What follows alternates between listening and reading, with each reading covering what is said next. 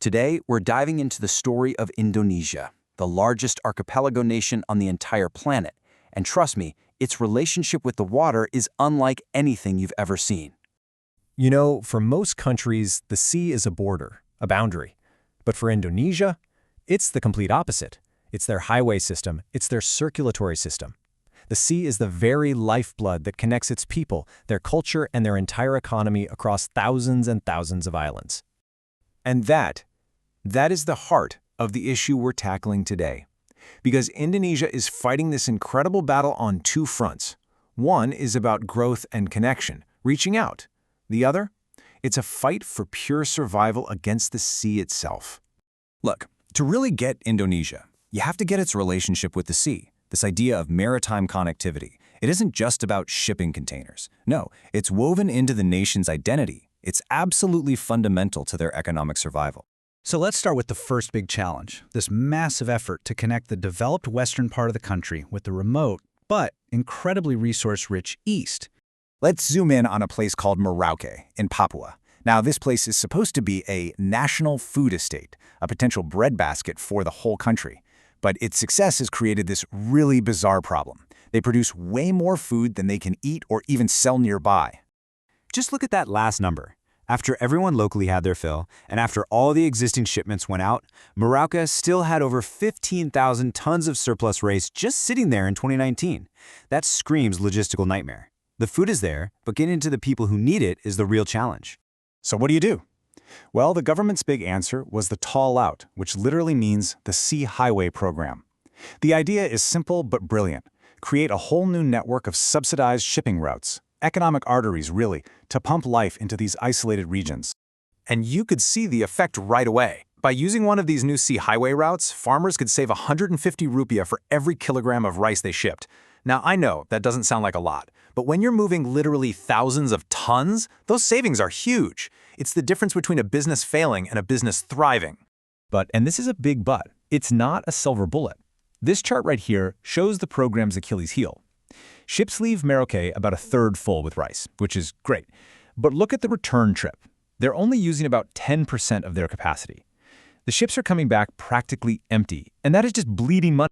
All right, now we have to pivot completely. Because while Indonesia is trying to build these new connections out to its frontiers, there's a desperate fight going on just to save its most critical economic hubs from literally disappearing into the ocean. Just try to wrap your head around this number, 10 centimeters a year.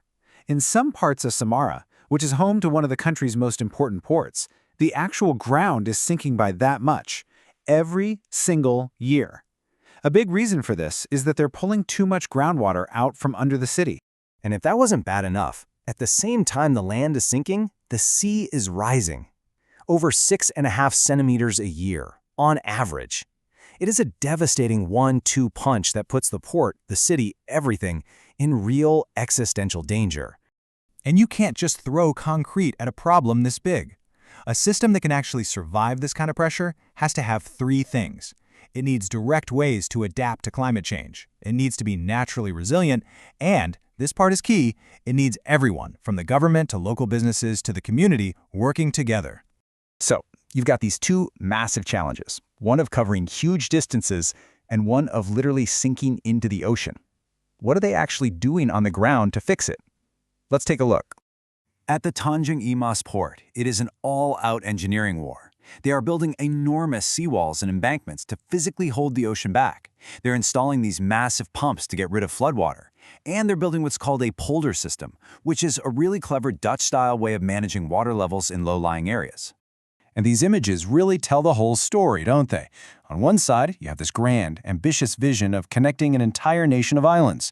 And on the other, you have the desperate, detailed planning it takes just to keep a vital piece of your country from being swallowed by the waves. One is about reaching out, the other is about just holding on. But here's the thing you have to realize. These aren't two separate problems. They are two sides of the exact same coin. This is an incredible, ongoing test of Indonesia's ability to control its own destiny in a world that is rapidly changing. And they are a long, long way from the finish line.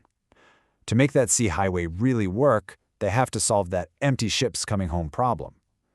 To save sinking cities, they need huge amounts of money for the long haul And they need everyone to work together. And on top of all that, they need better warning systems for the extreme weather that we all know is coming. This quote really gets to the heart of their new strategy. The old way of thinking was, ship follows the trade, right? You send your ships where the business already is. The Sea Highway flips that completely. Its ship promotes the trade. It's that whole if you build it, they will come idea. You create the connection first to spark the economy. It's a huge shift from being reactive to being proactive. And so that leaves us with the ultimate question. For a massive island nation like Indonesia, success isn't just about building bridges to what's next. It's also about this desperate fight to keep its present-day foundations from washing away. These two challenges can't be separated, and how Indonesia handles them will define its story for generations.